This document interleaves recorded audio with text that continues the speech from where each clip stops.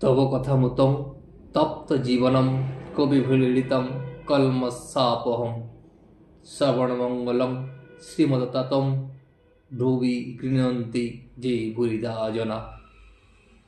রাধে কৃষ্ণ রাধে কৃষ্ণ রাধে কৃষ্ণ। আগের দিন আমরা লীলা পুরুষোত্তম শ্রীকৃষ্ণ গ্রন্থ থেকে গর্ভস্থ শ্রীকৃষ্ণের প্রতি দেবতাদের প্রার্থনা তার প্রথম পর্ব পাঠ করেছিলাম। আজ পাঠ করব তার দ্বিতীয় পর্ব।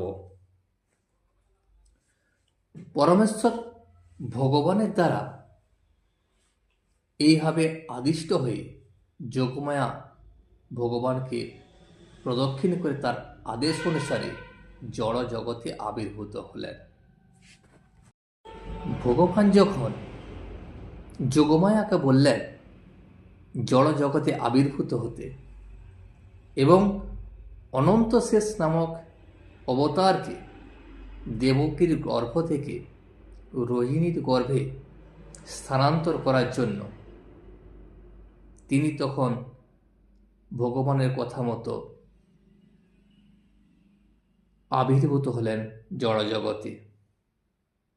যখন সর্বশক্তিমান ভগবান দেবকীর গর্ভ থেকে রোহিণীর গর্ভে স্থানান্তরিত হলেন, তখন রোহিণী এবং দেবকী উভয়েই যোগমায়ার প্রভাবে আচ্ছন্ন ছিলেন। যোগমায়ার এই প্রভাবকে যোগনিদ্রা বলা হয়। দেবকীর গর্ভ থেকে তার এই সপ্তম সন্তানটিকে গর্ভান্তরিত হওয়ার ফলে সকলেই মনে করল যে দেবকীর গর্ভপাত হয়েছে।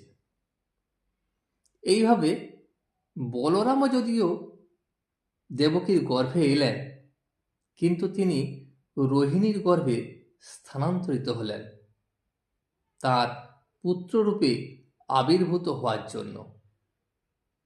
এই আয়োজনের পর পরমেশ্বর ভগবান শ্রীকৃষ্ণ, যিনি সর্বদাই তার পূর্ণ শক্তি তার অনন্য ভক্তকে দান করতে প্রস্তুত, সমগ্র সৃষ্টির প্রভুরূপে তিনি বসুদেবের হৃদয়ে প্রবিষ্ট হলেন। এর থেকে বোঝা যায় যে শ্রীকৃষ্ণ বসুদেবের হৃদয় থেকে দেবকীর হৃদয়ে আবার প্রবিষ্ট হলেন। তার গর্ভপ্রবেশ বীর্যের মাধ্যমে হয়নি, তার অচিন্ত শক্তির প্রভাবে ভগবান যে কোনোভাবে জন্মগ্রহণ করতে পারেন। তাকে একজন সাধারণ মানুষের মতোই বীর্যের মাধ্যমে কোনো স্ত্রীর গর্ভে প্রবেশ করতে হয় না। বসুদেব যখন ভগবানের স্বরূপকে তার হৃদয়ে ধারণ করেছিলেন, তখন তাকে সহস্র সূর্যের মতো উজ্জ্বল বলে মনে হচ্ছিল। বসুদেবের নির্মল হৃদয়ে বিরাজমান ভগবান পরমেশ্বর ভগবান শ্রীকৃষ্ণ থেকে ভিন্ন নন। যেখানে শ্রীকৃষ্ণের রূপের প্রকাশ হয়, বিশেষ করে হৃদয়ে, তাকে ধাম বলা হয়। ধামে কেবল শ্রীকৃষ্ণের রূপেরই প্রকাশ হয় না, সেখানে তার নাম, তার রূপ, তার গুণ, তার পরিকর ও বৈশিষ্ট্য সবই একসঙ্গেই প্রকাশিত হয়। এইভাবে পরমেশ্বর ভগবানের নিত্য রূপ তার সমস্ত শক্তি সহ বসুদেবের হৃদয় থেকে দেবকীর হৃদয়ে স্থানান্তরিত হল। ঠিক যেভাবে অস্তগামী সূর্যের রশ্মি পূর্ব দিগন্তে উদীয়মান চন্দ্রে প্রবেশ করে, বসুদেবের শরীর থেকে শ্রীকৃষ্ণ দেবকীর শরীরে প্রবেশ করলেন। যদিও তিনি সাধারণ জীবাত্মার সীমার অতীত, শ্রীকৃষ্ণের সঙ্গে নারায়ণ, নৃসিংহ, বরাহ আদি ও অন্যান্য সমস্ত পূর্ণ অবতারেরাও থাকেন এবং তারা কোনো অবস্থাতেই এই জড়জগতের বন্ধনের দ্বারা আবদ্ধ নন। এইভাবে দেবকী অদ্বৈত তত্ত্ব, সমস্ত বিশ্ব চরাচরের পরম কারণ, পরমেশ্বর ভগবানের আশ্রয় হলেন। কিন্তু যেহেতু তিনি কংসের কারাগারে অবরুদ্ধ ছিলেন, তাই তাকে দেখে অত্যন্ত বিমর্ষ মনে হল। অগ্নি যখন কোনো পাত্র দিয়ে ঢাকা থাকে, তখন তার জ্যোতি দেখতে পাওয়া যায় না। তেমনই যখন জ্ঞানের অপব্যবহার হয়, যখন জ্ঞানের দ্বারা জনসাধারণ মঙ্গল সাধন হয় না, সেই জ্ঞান সম্পূর্ণ নিরর্থক। পরমেশ্বর ভগবানকে গর্ভে ধারণ করার ফলে দেবকী যে অপূর্ব সুন্দর রূপ প্রাপ্ত হয়েছিলেন, কংসের প্রাসাদে কারারুদ্ধ থাকার ফলে কেউই তার সেই রূপ দর্শন করতে পারল না। কংসই কেবল তার ভগিনী দেবকীর সেই দিব্য রূপ দর্শন করল এবং তৎক্ষণাৎ সে বুঝতে পারল যে পরমেশ্বর ভগবান তার গর্ভে আশ্রয় গ্রহণ করেছেন। পূর্বে দেবকীকে কখনো এত সুন্দর দেখায়নি। সে স্পষ্টভাবে বুঝতে পারল যে তার গর্ভে সুন্দরতম কিছু বিরাজ করছে। এই ভেবে কংস অত্যন্ত বিচলিত হয়ে উঠল। সে নিশ্চিতভাবে জানত যে পরমেশ্বর ভগবান ভবিষ্যৎ তাকে হত্যা করবে এবং সে বুঝতে পারল যে তিনি এসে গেছেন। তাই কংস ভাবতে শুরু করল, দেবকীকে নিয়ে এখন কি করা উচিত। তার গর্ভে বিষ্ণু বা কৃষ্ণ অবশ্যই বিরাজ করছে, সুতরাং দেবতাদের উদ্দেশ্য সাধন করবার জন্য কৃষ্ণ যে এসে গেছে সেই সম্বন্ধে আর কোনো সন্দেহ নেই। আমি যদি এখনই দেবকীকে হত্যা করি, তাহলে তার উদ্দেশ্য প্রতিহত করা যাবে না। কংস ভালোভাবেই জানত যে বিষ্ণুর ইচ্ছা কেউই প্রতিহত করতে পারে না। কংস যে কোনো বুদ্ধিমান মানুষই জানে যে ভগবানের আইন কখনো লঙ্ঘন করা যায় না। অসুরদের সমস্ত বাধা বিপত্তি সত্ত্বেও তার উদ্দেশ্য অবশ্যই সিদ্ধ হবে। এবার কংস ভাবতে লাগল, যদি আমি এখনই দেবকীকে হত্যা করি, তাহলে বিষ্ণু তার ইচ্ছা আরো প্রবলভাবে সম্পাদন করবে। এই সময় দেবকীকে হত্যা করা সবচাইতে জঘন্য কার্য হবে। কেউই কোনো অবস্থাতেই তার প্রতিষ্ঠা নষ্ট করতে চায় না। আর আমি যদি এখন দেবকীকে হত্যা করি, তাহলে আমারও সুনাম সর্বতোভাবে নষ্ট হবে। দেবকী একজন অবলা নারী, সে আবার আমার আশ্রয়ে আছে এবং সে এখন গর্ভবতী। আর এখন যদি আমি তাকে হত্যা করি, তাহলে তৎক্ষণাৎ আমার সমস্ত সুনাম, আমার সমস্ত পুণ্য এবং আমার আয়ু নষ্ট হয়ে যাবে। সে আরও ভাবল যে মানুষ অত্যন্ত হিংস্র, নির্দয়। সে জীবিত অবস্থাও মৃতের মতো, আর জীবিত অবস্থায় যে সে কোনো মানুষের ভালোবাসা পায় না এবং মৃত্যুর পর মানুষ তাকে অভিশাপ দেয়। সে তার দেহকে তার স্বরূপ বলে মনে করে, তাই সে নরকের গভীরতম প্রদেশে অধঃপতিত হয়। এইভাবে কংস দেবকীকে হত্যা করার সুবিধা এবং অসুবিধাগুলি গভীরভাবে বিবেচনা করতে লাগলো। কংস তখন ঠিক করল যে এখনই দেবকীকে হত্যা না করে বরং অবশ্যম্ভাবী ভবিষ্যতের প্রতীক্ষা করা যাক। কিন্তু তার মন সবসময় পরমেশ্বর ভগবানের শত্রুতা করার চিন্তায় মগ্ন হয়ে রইল। পূর্বে সে যেভাবে একে একে দেবকীর 6টি সন্তানকে তাদের জন্মের পরেই হত্যা করেছিল, ঠিক সেইভাবে এই শিশুটিকেও হত্যা করার জন্য সে ধৈর্য ধরে প্রতীক্ষা করতে লাগলো। এইভাবে ভগবানের প্রতি বৈরী ভাবাপন্ন হয়ে কংস শয়নে ভোজনে গমনে সর্বক্ষণই কৃষ্ণ ও বিষ্ণুর চিন্তায় মগ্ন হয়ে রইল। তার মন তখন পরমেশ্বর ভগবানের চিন্তায় এতই মগ্ন হয়ে রইল যে সে পরোক্ষভাবে সর্বক্ষণ কৃষ্ণ ও বিষ্ণুকে দর্শন করতে লাগল। দুর্ভাগ্যবশত যদিও তার মন সবসময় কৃষ্ণ ও বিষ্ণুর চিন্তায় মগ্ন ছিল, তবুও সে ভগবানের ভক্ত হতে পারল না। কেননা সে ভগবানের প্রতি বৈরী ভাবাপন্ন ছিল।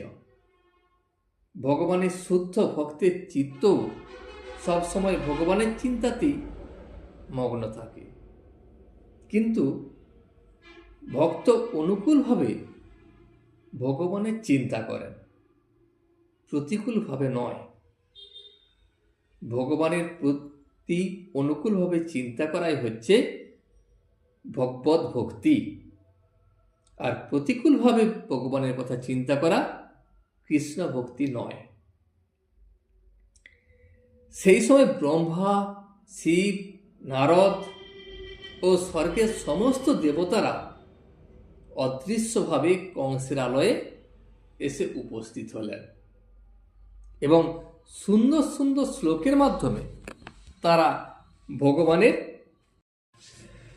মহিমা কীর্তন করতে লাগলেন। এই প্রার্থনাগুলি ভক্তদের অতি প্রিয় এবং এই প্রার্থনা কীর্তন করার সময় তাদের সমস্ত মনোবাঞ্ছা পূর্ণ হয়। প্রথমেই তারা ভগবানকে সত্যব্রত বলে অভিনন্দন করলেন। ভগবত গীতাতে ভগবান বলেছেন, পরিত্রাণায় সাধনাং বিনাশায় চ দুষ্কৃতাম ধর্ম সংস্থাপনায় সম্ভবামি যুগে যুগে। এটি হচ্ছে ভগবানের প্রতিজ্ঞা। দেবতারা বুঝতে পারলেন যে তাঁর এই প্রতিজ্ঞা পালনের জন্য পরমেশ্বর ভগবান দেবকীর গর্ভে আশ্রয় নিয়েছেন। তা বুঝতে পেরে দেবতারা আনন্দে উৎফুল্ল হয়ে উঠলেন এবং তারা শ্রীকৃষ্ণকে সত্যং পরম বলে বন্দনা করলেন। সকলেই সত্যের অনুসন্ধান করছে, সকলেই সত্যকে জানতে চায়। এই অনুসন্ধানই হচ্ছে যথার্থ দর্শন। দেবতারা প্রচার করেন যে পরমেশ্বর ভগবানই হচ্ছেন পরম সত্য, যিনি সম্পূর্ণরূপে কৃষ্ণ ভাবনাময়। তিনি পরম সত্যকে উপলব্ধি করতে পারেন, আর শ্রীকৃষ্ণ হচ্ছেন পরম সত্য। অনন্তকালে 3টি স্তরে, যেমন অতীত, বর্তমান এবং ভবিষ্যৎ, এই 3টি স্তরে আপেক্ষিক সত্য কখনোই সত্য নয়। শ্রীকৃষ্ণ হলেন অতীত, ভবিষ্যৎ এবং বর্তমান সর্ব অবস্থাতেই পরম সত্য। জড়জগতে সবকিছুই মহাকালের দ্বারা নিয়ন্ত্রিত হচ্ছে।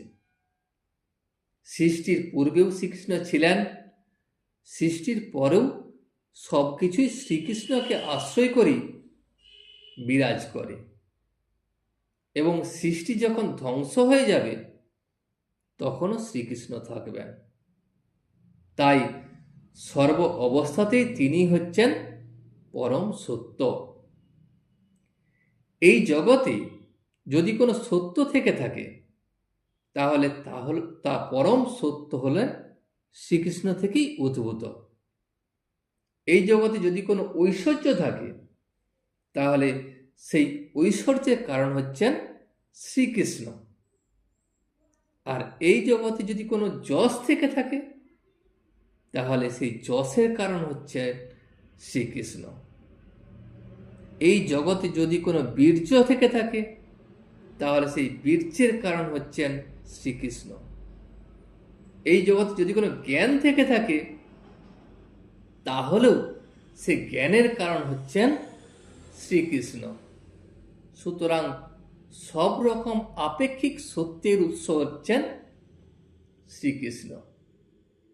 এই জগৎ ক্ষিতি, অপ, তেজ, মরুত, বোম এই 5টি উপাদানের দ্বারা গঠিত এবং এই 5টি উপাদানই শ্রীকৃষ্ণ থেকে উদ্ভূত হয়েছে।